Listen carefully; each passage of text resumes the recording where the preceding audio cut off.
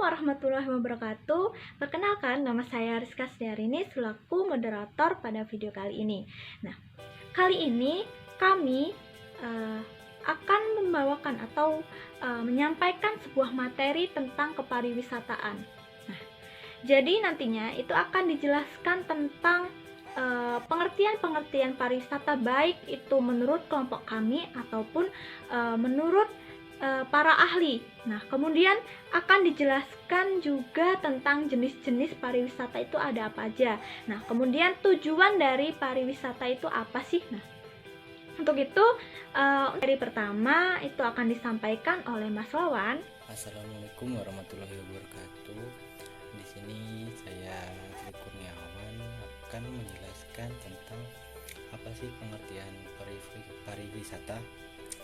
Pariwisata yaitu berpergian dari suatu ke tempat lain, ke satu atau beberapa tempat lain, singgah ataupun tinggal beberapa saat tanpa bermaksud untuk menetap dan kemudian kembali ke tempat asal.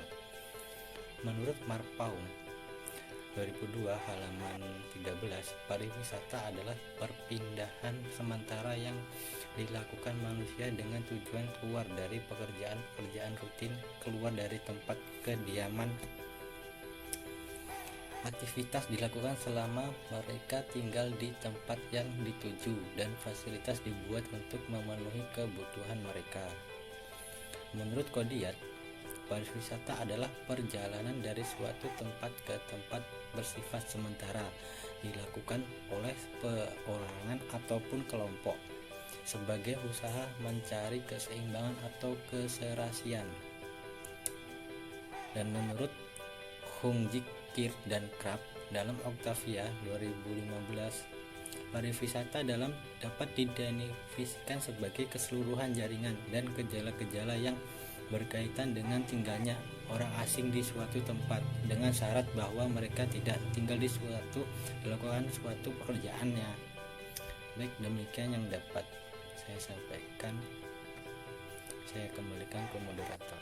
Kemudian yang kedua itu tentang jenis-jenis pariwisata. Nah, yang akan disampaikan oleh Mbak Sinta Ridaningrum. Di sini saya akan menjelaskan jenis-jenis pariwisata.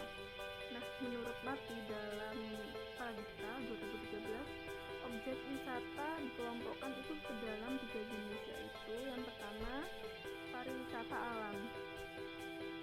Pariwisata alam ini adalah wisata yang sudah disediakan oleh alam dan dengan sengaja dikelola untuk menarik wisatawan, misalnya laut, gunung, danau, kawasan lindung, cagar alam, pemandangan alam, dan lain-lain. Lalu yang kedua, pariwisata budaya.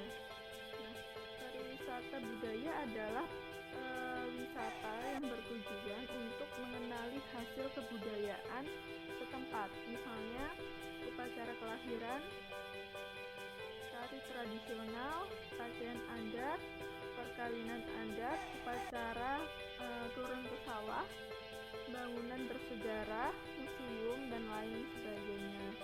Lalu yang ketiga, pariwisata buatan. Nah, pariwisata buatan adalah suatu objek yang dibuat secara sengaja untuk menarik minat kunjungan wisatawan. Nah, misalnya ini seperti sarana dan fasilitas olahraga, permainan seperti layangan,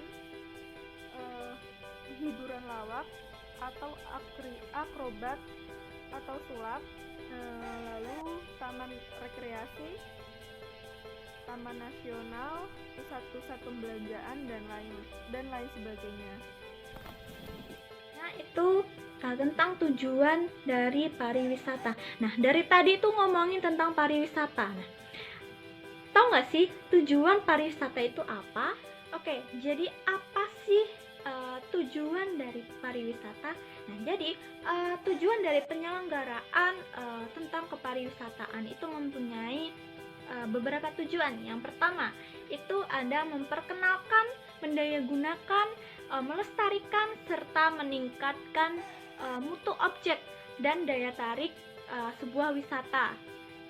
Nah, jadi dengan diadakannya penyelenggaraan kepariwisataan itu dapat memperkenalkan sebuah objek wisata yang ada di daerah tersebut, dan tidak hanya objek wisatanya saja tetapi daerah tersebut juga akan dikenal. Nah, kemudian pendaya gunaan kemudian dapat melestarikan serta meningkatkan mutu suatu daerah tersebut. Nah, kemudian tujuan yang kedua itu memupuk rasa cinta tanah air dan meningkatkan persahabatan antar bangsa. Oke, yang ketiga memperluas dan meratakan kesempatan berusaha dan lapangan kerja.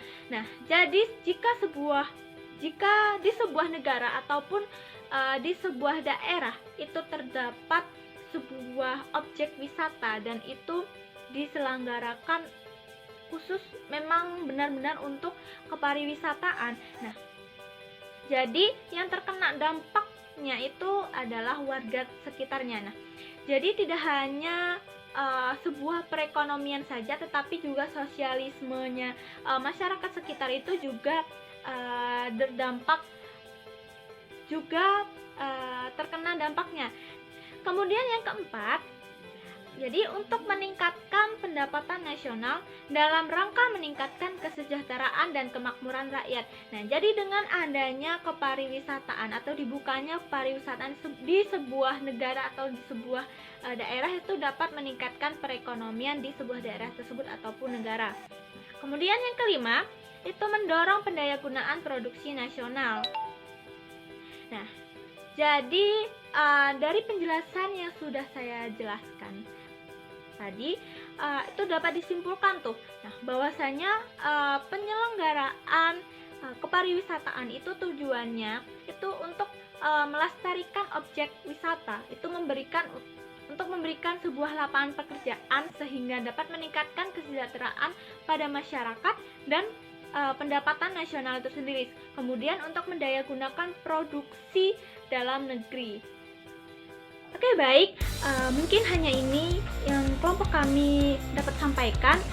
Baik itu kurang atau lebihnya kami mohon maaf, dan kepada Allah kami mohon ampun. Saya akhiri, billahi fisabilil haq wastabil khairat. Wassalamualaikum warahmatullahi wabarakatuh.